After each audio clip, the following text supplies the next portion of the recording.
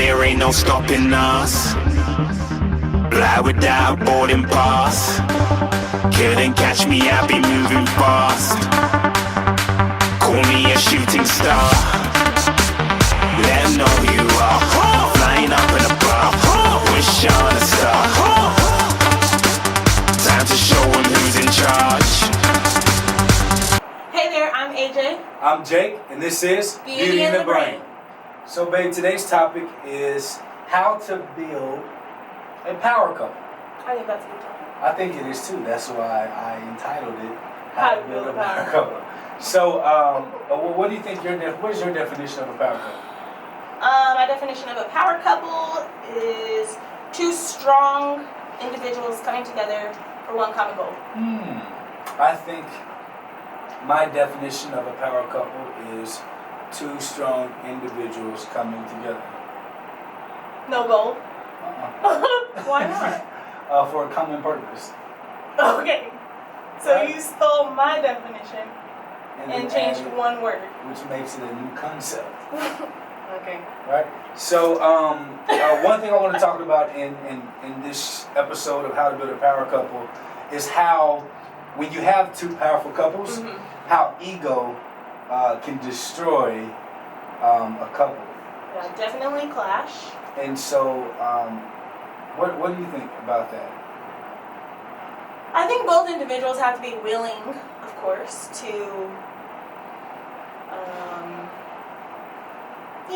put down their walls, guards, anything like that, to see the other succeed. We talk about ego all the time, even in our house, and, I think ego can be good. I think it can be bad. It just all depends on how the individual portrays themselves while that ego is, rearing its head. Okay, stop. Let's, for a second, talk about, we got to qualify you first. How can you talk about you other side of a power couple if they don't know what you do or who you are? I have power. Okay, girl, let me see. Are you strong? I'm strong. Well, are you strong, baby? You what? I'm strong. Say, I'm strong.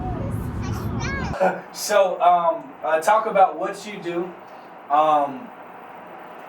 the range of income you make, and I want them to see that you are powerful in your own right, Superwoman. So I give my background. Ooh, yeah. I can do that. Okay, I am currently a human resources manager. I'm going to tell you where. Nope. I don't need y'all trying to go check and find out what my baby is, because she's fine. I don't get into that. But, started out as a wellness program manager straight out of school. Worked for United Healthcare, a large corporation that most people know about. Have a master's degree in healthcare administration. That's what led me to the United Healthcare job. Worked there for 3 years and then transitioned into this HR role. I oversee a lot of different components in the human resources field. Been in that particular position for about 3 years now. Still learning, of course, continuing. Jake mentioned power couple. Sometimes I feel powerful, sometimes I don't, because you'll always have a boss, essentially, someone to answer to, but I really think it depends on how that person plays out their role. Right. In HR, there's a lot of different hats.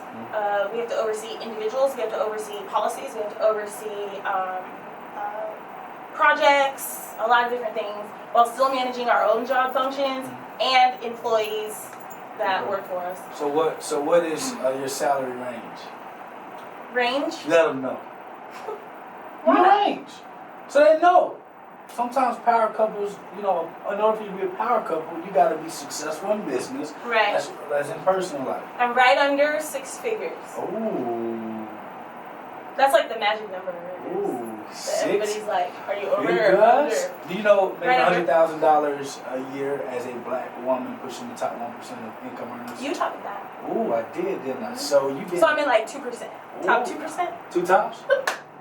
Good. So, give them some of your background as it pertains to how powerful you were in sports, how you got your school completely paid for. Talk about your grad school experience, just a little snippet. You don't have to give them a lot, so they can see how powerful you are in continuation. Like, this ain't nothing new. Okay. Went to high school, graduated 4.3. My dad said that was impossible. From high school. Just go ahead. Daddy said that was impossible. You can't get higher than a 4.0. And I said, I did. But of course, you guys know with all those AP classes and all that stuff. Anyway, got a full ride scholarship to the University of Nevada. Ran track for them 4 years. I started out as a long jumper, short hurdler, and then got moved into a heptathlete, which is powerful because it was torture. But come to find out, I was really good at it. Broke some school records. Broke some school records in the weight room, broke some on the track, and so that was really exciting to break records and then be top 5 at a university, do one. Left there, knew I wanted to continue education, came out of school with a pre-med degree, knew that I wanted to go into healthcare, but I wasn't sure what field. Decided I liked the business aspect of it to make sure that patients are getting the best bang for their buck, essentially, and treatment and care. And so I decided to enroll at UTA. They had a nationally ranked master's in healthcare administration program. Completed that in 2 years, and then I already told you the rest about moving here for UTA and then getting that job with United Healthcare. Okay, good. And I'll ask you another question in a second. Sure. Talking about your awesomeness, and then just for me, just in case you missed the show, the previous show, you may see a vlog of me entitled "Kicking It with Jake," just teaching you about the true process of being an entrepreneur and what it takes to be successful and to enjoy the beauty of the process rather than the festivities of the results. And I am a entrepreneur by trade, a dad, and the love of her life by heart, right? Yes. My business, we do multiple things. We have an insurance arm, we do business development, we business coach, we inspirational speaking, author, write books, financial seminars, you name it. We're looking to get into real estate. I mean, there's so much that my company does. I just can't say, hey, this is exactly what we do. And very much qualified to be able to teach you guys how to go from $100 a week. That's a little bit of my story. You guys will hear about that in my first episode of Jargon with Jake. And all the way up to where your company's revenue of over $100,000 a month, in business. So talk about power, right? Got accepted and did a few semesters at Johns Hopkins University, dropped out when I wanted to pursue my entrepreneur dreams, and just kind of went for the gold. And so I think that for some type of standards, that will consider us something like a power couple. A growing power couple. Ooh, we're young. Growing twice. Growing power couple, and we're going to just kind of share with you our experiences day in and day out. This is a show, not to say that we're perfect, but we're learning together, and just kind of give you tips, not just based on our relationship, but previous relationships, and to kind of give you a guide on how to make it work when you both have different career visions, and you want your roadmap to kind of lead toward the same destination. Yes, map cool. destination. So, how hard was it for you to be awesome and find a good quality person that enjoyed your awesomeness and also didn't feel degraded by how strong of a personality you have? Are you talking about work or relationship? Relationship. Oh. I've had quite a few relationships. Okay. Well, I shouldn't say it like that. I've had like Please, a few. I've had like 2 serious relationships, but small ones in between. Trying to get to know yourself. Yes, dating, I guess.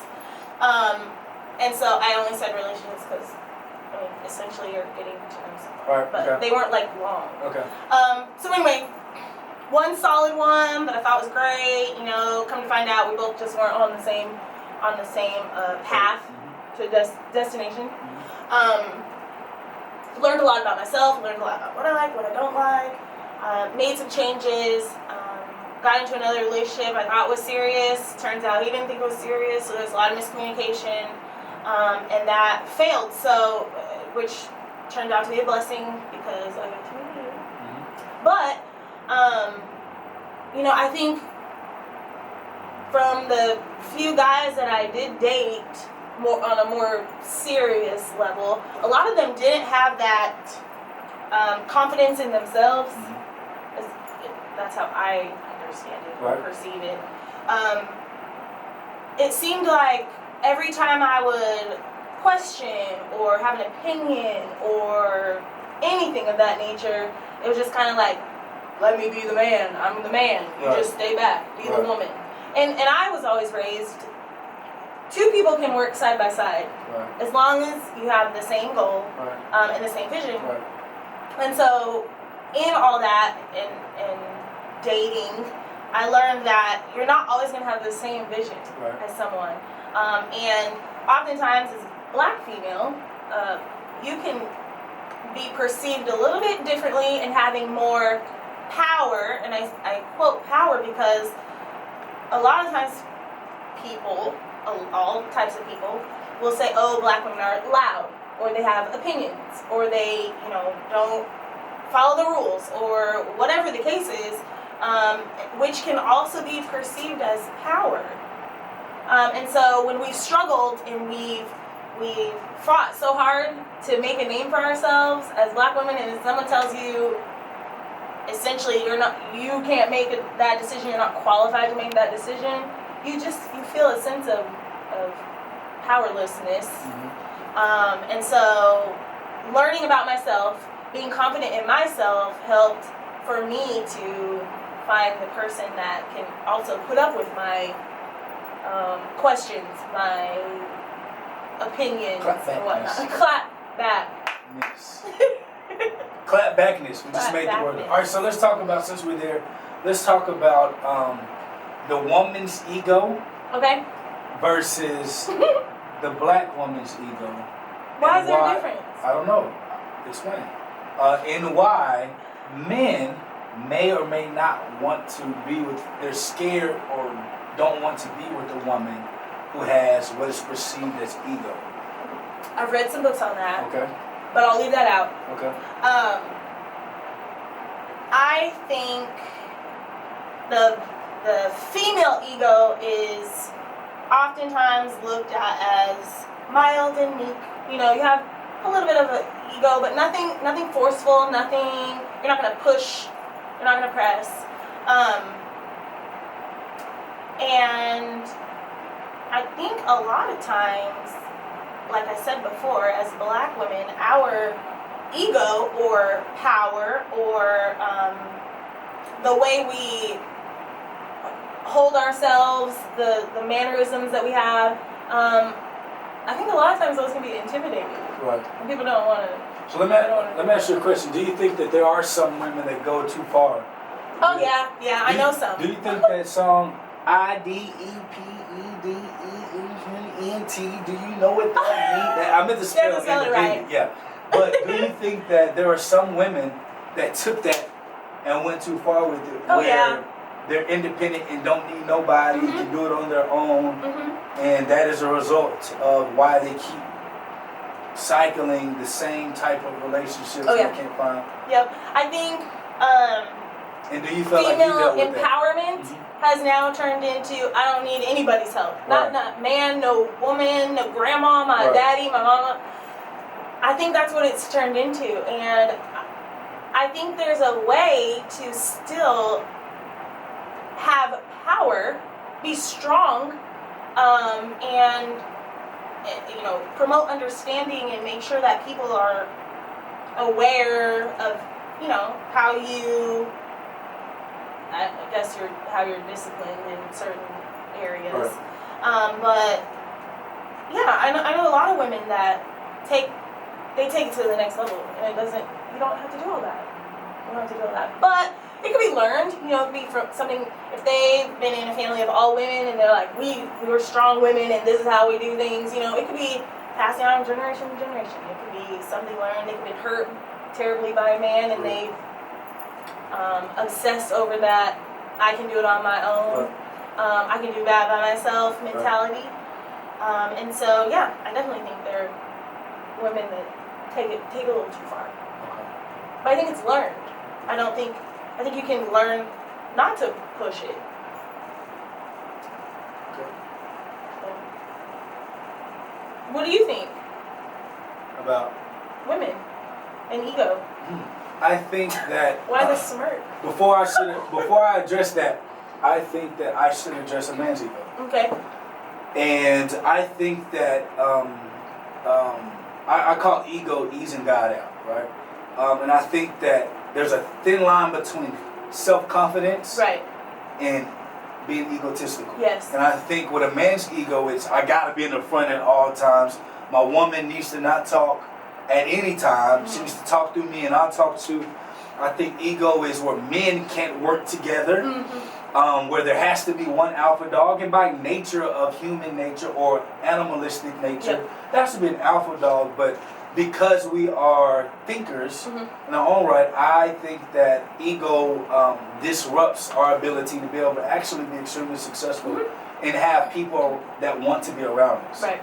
I think that a lot of young men that are out there watching, and they're trying to exhibit some type of dominance, that they throw ego over it, just being extremely confident. And I think that even with men and women, I think that more people straddle the line of ego rather than confidence and don't realize how thin that line is. And that we're not taught that.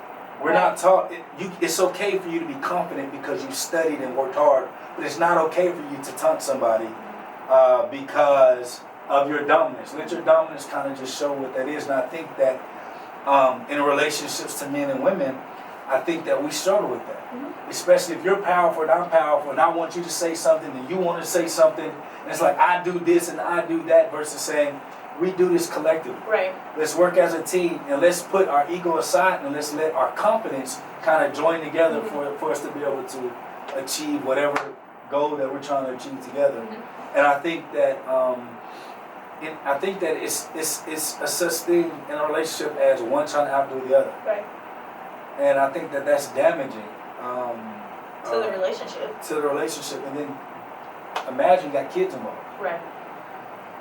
So I think that that's a big thing.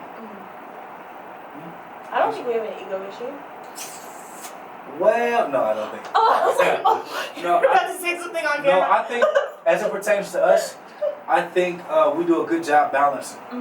And we each know our place. Right, and when one is talking and it's your element, the other one just kind of lets you do your thing, right. And vice versa. But I think our experiences with life kind of helped us be able to manage that. I agree. Because I feel like if I met you when you were younger and you met me when I was extremely younger, I wouldn't have liked you. Not only would you not have liked me, I probably wouldn't have liked you because you seemed like you was like, ah! Yeah, maybe at that age. Right? I haven't changed. And so, okay, I hope you changed. So, I was mature at an early age. So is there anything else you want to talk about ego? No, we talked about it. I think ego for men looks similar to women. You know, we talked about both of them being portrayed differently, but the same in a sense. And then I do think that it can be damaging to the relationship if you don't know how to play your part. So what can a couple do to be able to exercise leaving ego at the door when it comes to their relationship? That's a good one.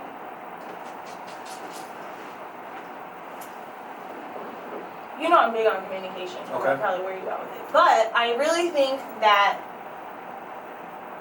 there's a possibility that couples, they may not know that the other's ego outshines them, for lack of a better term. They may not know that the individual feels that way. So I could think all day that you have a huge ego and you don't ever let me get my shine, or you take over when I'm trying to do my thing, but you're not going to know if I don't say anything. So I do think there needs to be open conversation on, hey, you think I have a big ego? Do you think, I'm conceited? I, overpower the relationship, anything like that.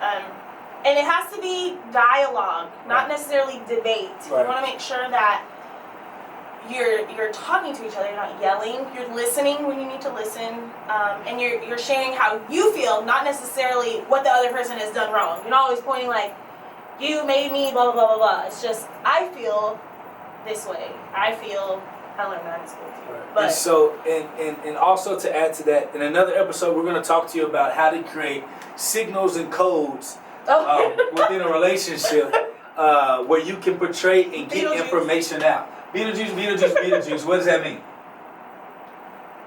Get me out of here. Get me out of here, right? So if baby and I are in a place where we don't want to be, we feel uncomfortable, or we feel uncomfortable, yep. There's somebody talking to us that we don't want to talk to, or we're in a bad spot, we look at each other, we say Beetlejuice, Beetlejuice, Beetlejuice.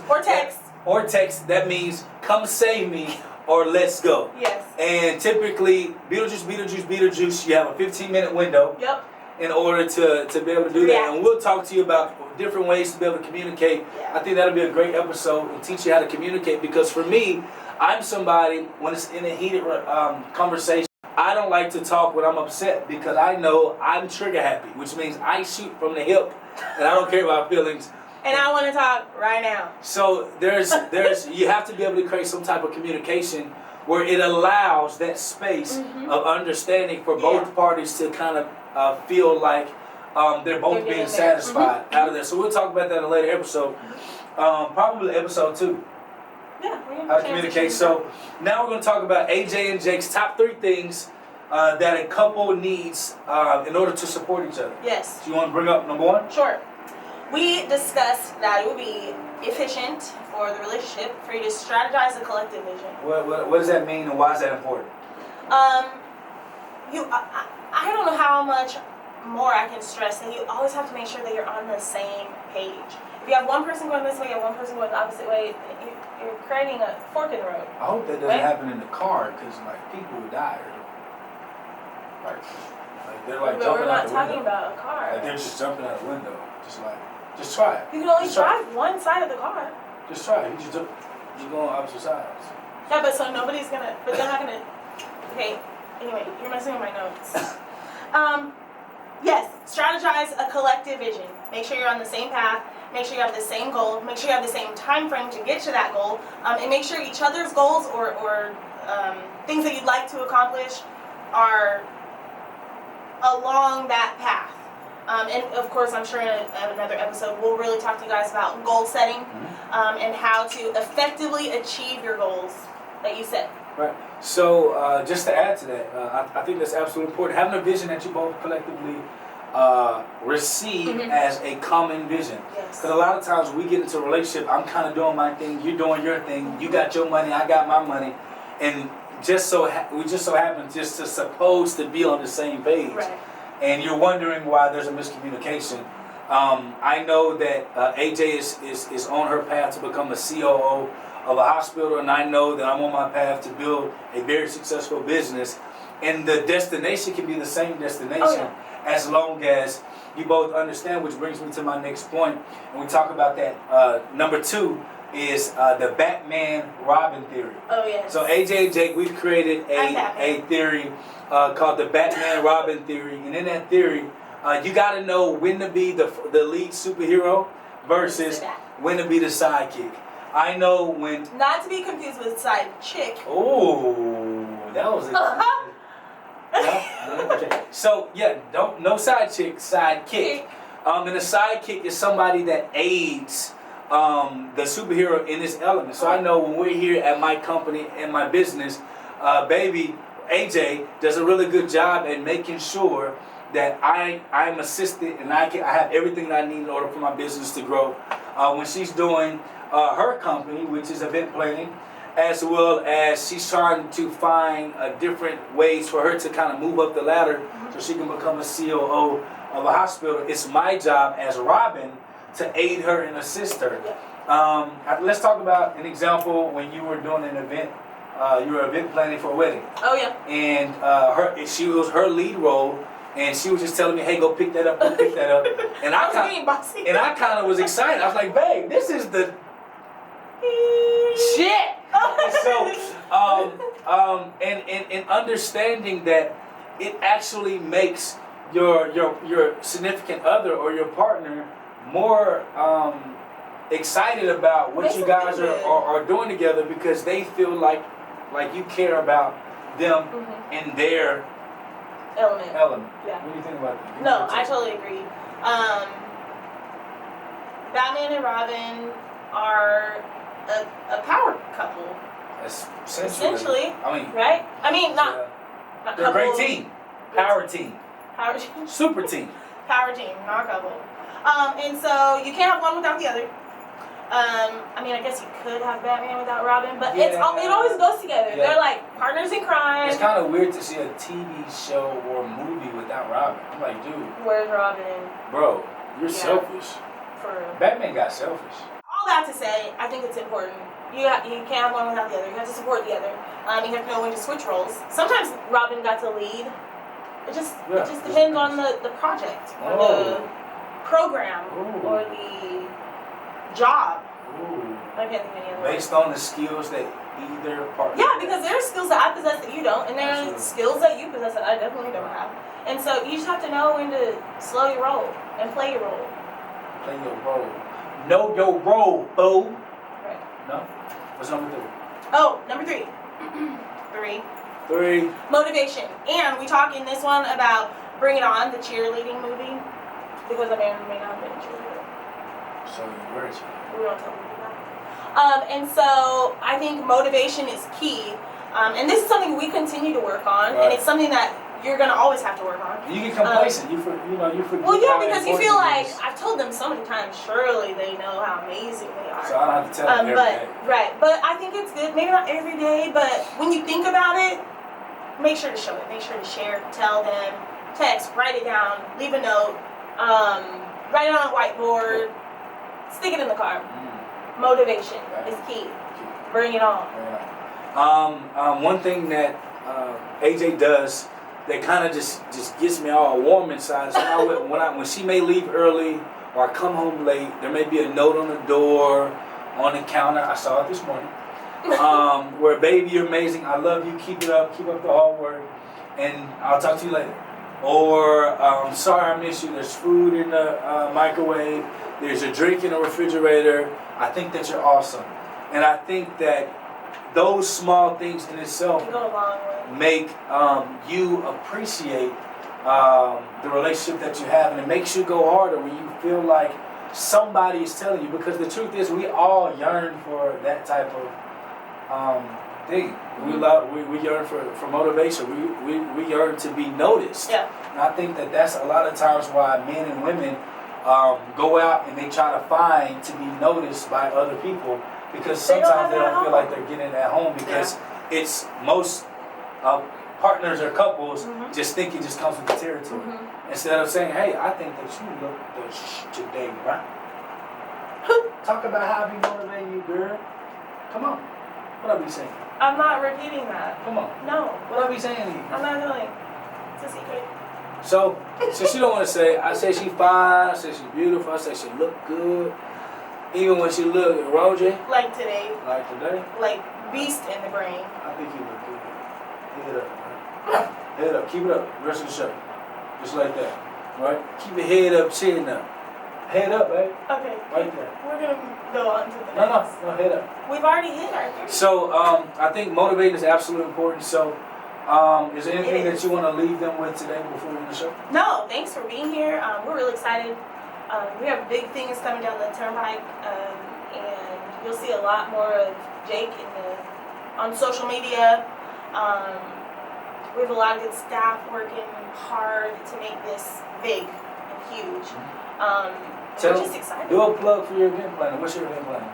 It is called the email address. I'm sorry. hello@7incharm.com. Just started a month or two ago. A month or two ago. How many events have you done? I've done 2 events. 1 wedding, 1 baby shower. I have a launch party coming up for you. Ooh. We'll have video of that. It's going to be amazing. We'll have her Instagram handle right here. Oh yeah, 7 Right name here. charm. Oh yeah, oh yeah. And so, and then for me, of course, we have Veracity TV, VTV as we call it for short. And you guys will be getting something every single day, some type of positive messaging to teach you how to work through relationships, how to deal with people in a professional, in personal, in your personal element, business, help with your business. Word. We'll also have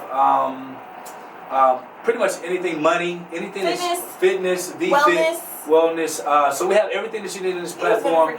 I hope and I pray that you got something from this video. If you did, subscribe, please, to our channel.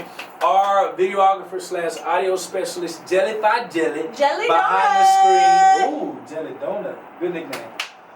Jelly Donut is working really hard. So if you got something from this video and you feel like we're two characters that you believe that we can help you kind of navigate really your mild relationship. today, though. And today was like mild. This is the first episode, so the be intro. sure We're trying to make sure to keep it's about to go down. So subscribe to the channel. Tell your friends about it. This is Jake and AJ.